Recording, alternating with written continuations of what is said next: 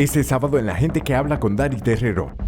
En realidad, la comisión determinó que ninguna de las acusaciones que ellos habían hecho eran real. Ninguna tenía argumento. Y lo que hay es una investigación, ¿eh? Hay que documentar bien. Un proceso de auditoría es un complejo, muy complejo. ¿Será imposible el seguimiento de la corrupción en República Dominicana? No había forma de poder determinar que en ese tiempo que estuvieron ahí dentro, llegaron a concluir que había eso. Y devolví a las arcas de la Cámara de Cuentas el monto de más o menos 1 millón de pesos. Que primero la gente ve que cuando la Cámara de Cuentas llega a un sitio es un problema.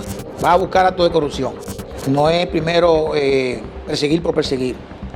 Hay que perseguir primero con evidencias, con hechos, y que realmente lo que esté haciendo su equipo lo esté haciendo adecuadamente. Que hay gente que sabe mucho en el Estado que deben ser aprovechados en lo que la gente va aprendiendo, ¿entiendes? ¿Del PRM, del gobierno? No, de todos, porque son dominicanos. ¿Hay corrupción en República Dominicana? Claro que sí. La hay en todos los países latinoamericanos, inclusive Estados Unidos. La corrupción existe siempre, Dari. Lo que hay es que los controles sean suficientemente razonables para detectarla.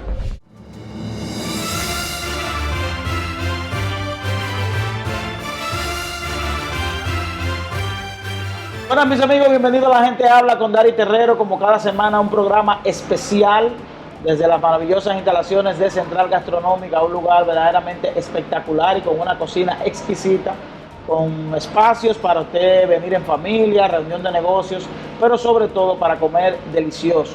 Además de Constructora Bisonó, que son de los patrocinadores que hacen posible que este programa La Gente Habla con Dari Terrero salga cada semana y que usted pueda verlo a través de Carivisión, Canal 26 como canal matriz, y a través del Nuevo Diario TV y a través de TV Quisqueya, canal 1096 de Óptimo para nuestra gente de Nueva York y todo el área triestatal. Pero si no puede ver el programa en el horario habitual, lo puede seguir a través de YouTube, a través del canal de YouTube La Gente Habla con Dari Terrero y Dari Terrero. Hoy vamos a conversar varios temas interesantísimos, pero sobre todo vamos a abordar una situación y una institución que hoy precisamente está en el escrutinio, está en el ojo público, en el radar público, y vamos a hablar sobre la Cámara de Cuentas.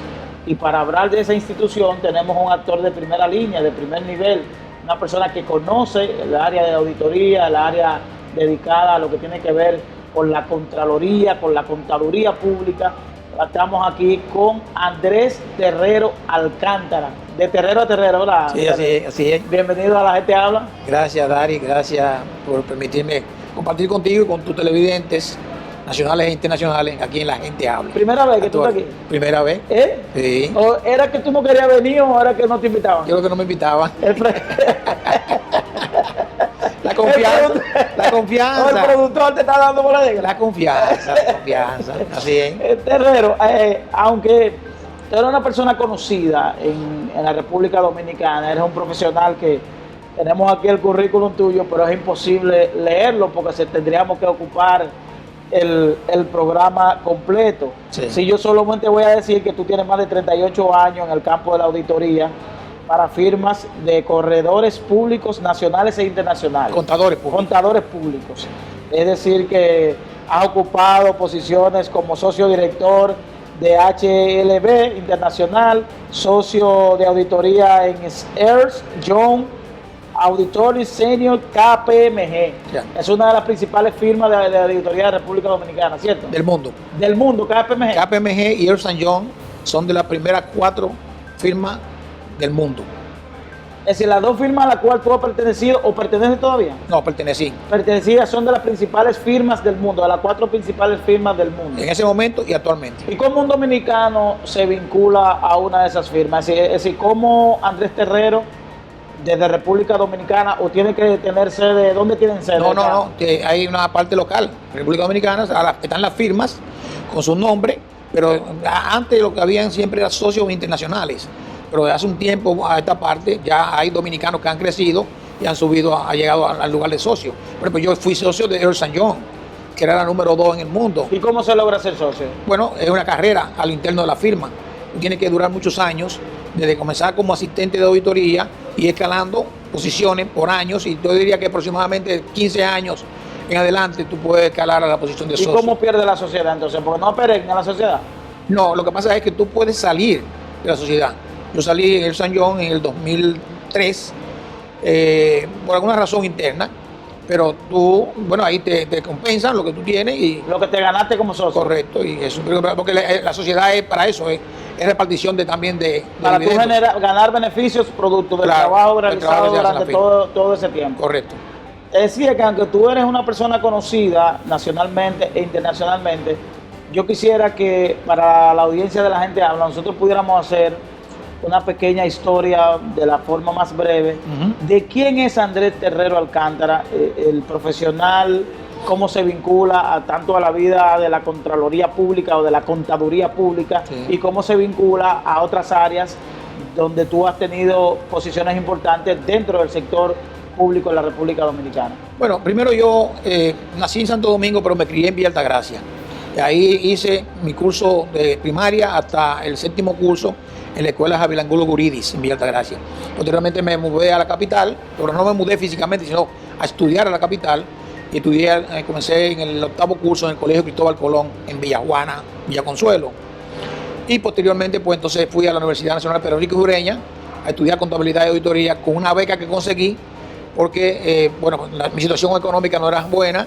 Mi papá había muerto en el año 74 y entonces no teníamos recursos y el Indupapel, la fábrica de Industria Nacional de Papel, me consiguió una beca para estudiar en la Universidad Nacional Pedro Enrique Ureña y me gradué de licenciado en contabilidad. A partir de ahí, antes de graduarme, entré a la contaduría pública trabajando en Gulf and Western Americas Corporation, en muchas instituciones internacionales, y después terminé en la banca, fui a las firmas de contadores públicos. Entonces, en el 2004 entré al gobierno dominicano a trabajar en el Banco Central como auditor. En el Banco Central de la República Dominicana. Como auditor general del Banco Central.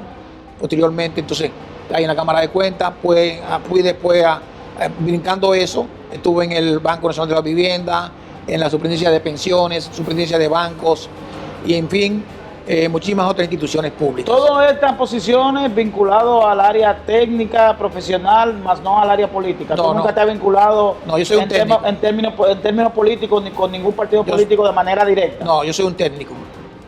¿Y cómo llegas tú, ya, posiciones ya de bastante relevancia, pero hay una posición en la cual para nosotros tiene vital importancia, porque queremos contigo tratar de hacer un análisis técnico, científico, legal, de una institución llamada Cámara de Cuentas, la cual tú tuviste el honor de dirigir, Sí. una institución de mucha relevancia en la República Dominicana, de mucha importancia, partiendo de que es el control interno del Estado Dominicano. Y nos gustaría saber cómo llegas tú, cómo llega Andrés Terrero a la Cámara de Cuentas, porque se tiene la percepción de que ese tipo de instituciones vinculadas al Estado Dominicano están estrechamente ligadas A la política. al tema político, a Sí. que alguien me llevó, a que alguien me recomendó, a que son elementos políticos que median, más no el elemento profesional. Sí, siempre te recomienda a alguien, puede ser por tu trabajo, por tu cercanía, por la amistad, por la relación profesional.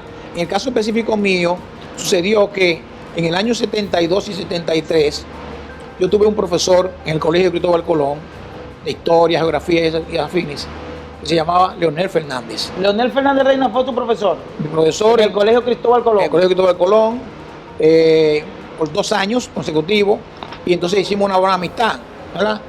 Y posteriormente a eso, yo, al terminar mi bachillerato, fui profesor en el Colegio Cristóbal Colón.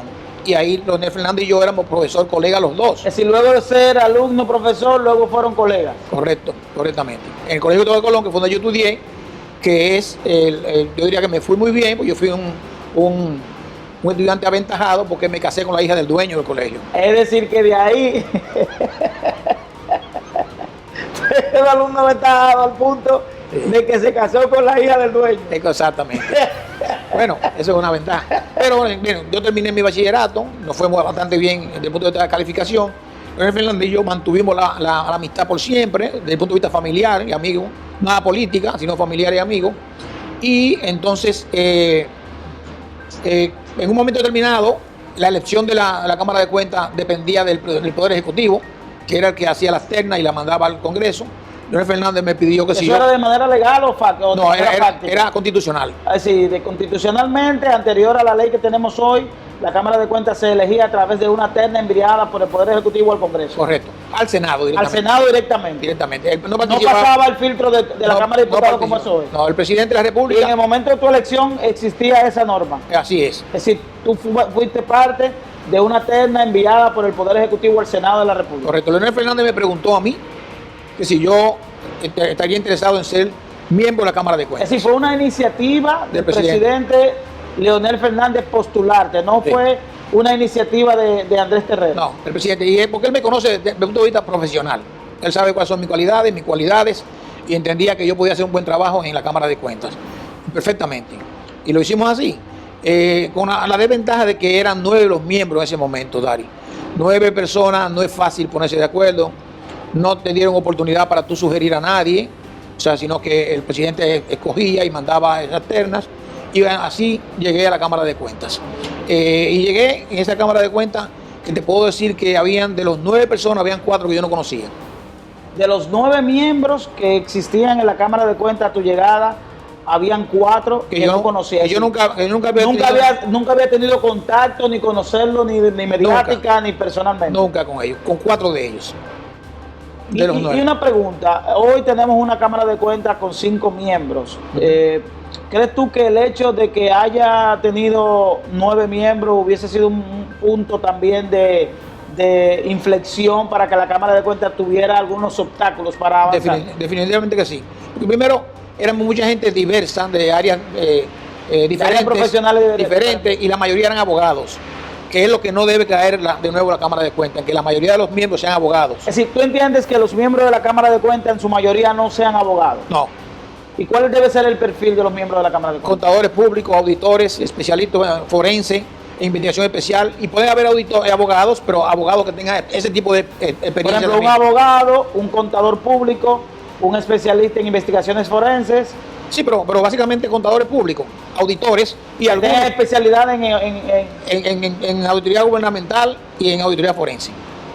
Era muy difícil, y yo decía en aquel momento, cuando nosotros sometimos una modificación a la ley, en ese momento, de que primero entendíamos que 9 no era el número, y decíamos que quizás 5, y yo optaba porque fueran 3, pero mi oposición final era que fuera una sola persona, que fuera, era un presidente, se llamaría el auditor general de la nación, que es el pero modelo, pues no sería lo mismo que el Contralor Nacional, pero es el modelo anglosajón que hay y funciona muy bien. pero en República Dominicana todavía no estamos preparados para esa dinámica de que un solo personaje Pero ¿por qué no? tenga el poder. ¿Por qué no? Tú entregas. Bueno, debilidad institucional. Pero no, es que no es para poner puestos, es para tú ser efectivo, para tú ser eficiente, tener Que haya que eficiencia. hablar con una sola gente.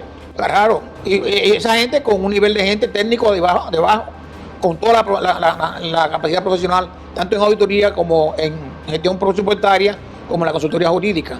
O sea, no es necesario. En la mayoría de los países, en Estados Unidos y en todos otros países anglosajones y algunos países latinoamericanos, la figura existe una sola persona. Pero eso es mucho, quizás mucho pedir para la República Dominicana. Pero quizás, ya nosotros hemos hecho la propuesta varias veces, pero quizás 3 personas como mucho está razonable. ¿Qué tiempo permaneció Andrés Terrero en la Cámara de Cuentas? Porque obviamente la ciudadanía y el pueblo dominicano conoce de que hubo una situación que degeneró en algunas renuncias, alguna propuesta de juicio político. ¿Qué llevó y qué provocó esa situación desde la perspectiva de Andrés Terrero, que tuvo en la escena y que fue Sí. parte de toda esa dinámica? Bueno, tuvimos 18 meses primero. 18 meses. 18 meses.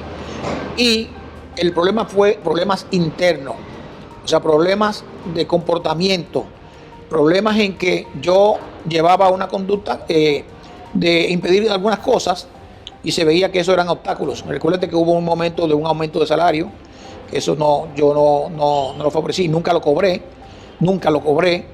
¿Y cómo se hace? Una pausa. ¿Y cómo se hace?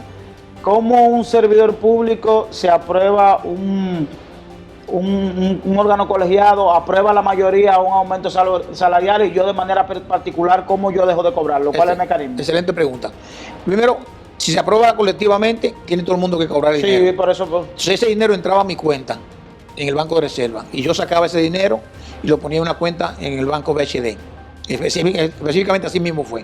Y en un momento determinado decidí, sin decírselo a nadie, de reembolsarlo a la Cámara de Cuentas bajo un acto de alguacil notarizado por un notario público, y devolví a las arcas de la Cámara de Cuentas el monto de más o menos 1 millón de pesos, 1 millón y algo de pesos. ¿Correspondiente a qué tiempo? A 5 meses que fuera el aumento. Es decir, que tú cada mes lo que era referente al aumento la diferencia. lo colocabas en una cuenta y finalmente ya al paso de ese tiempo depositaste eso en la Cámara de Cuentas con el debido recibo de que esto correspondía a lo recibido por concepto de... Claro, tengo mi acuse de recibo de tesorería, tengo el documento también, tengo una certificación del banco de que fue así que ocurrió, del Banco de Reservas, y de los movimientos que yo tuve en mi cuenta totalmente.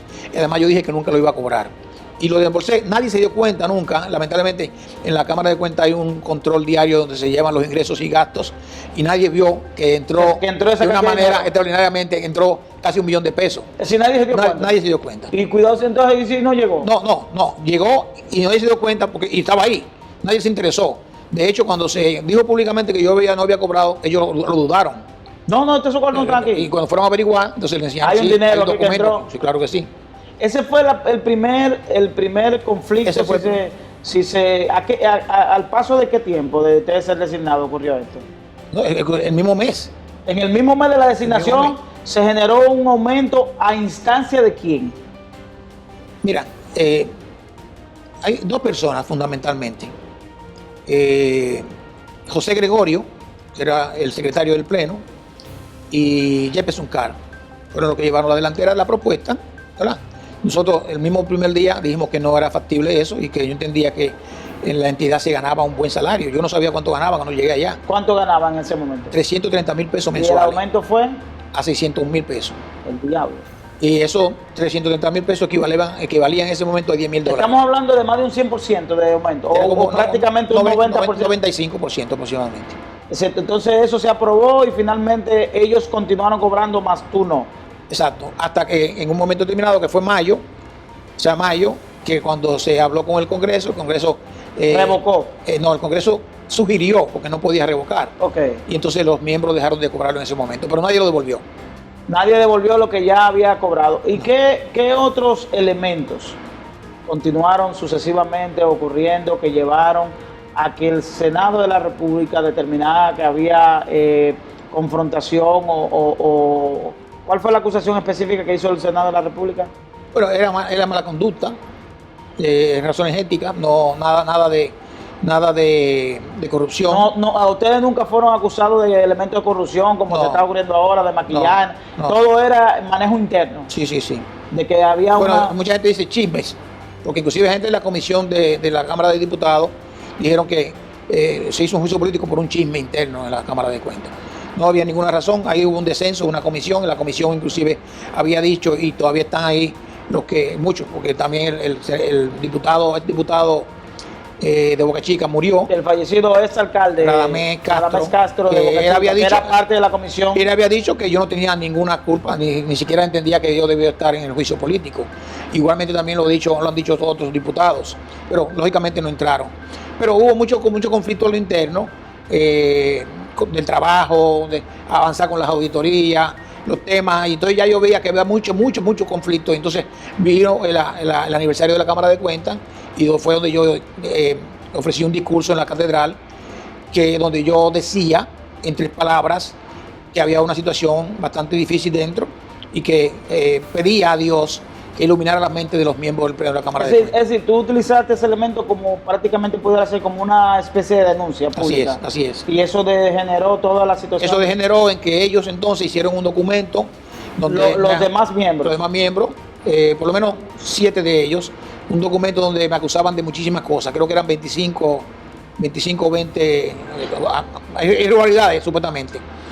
Y ese documento decía que yo podía hacerlo público, lo que me decía a mí que ellos lo iban a hacer público. Es decir, te lo enviaron a ti y te daban una advertencia de que usted podía hacer ese documento público si era su deseo. Así es. Y lógicamente yo sabía que lo que iban a hacer era que lo iban a hacer.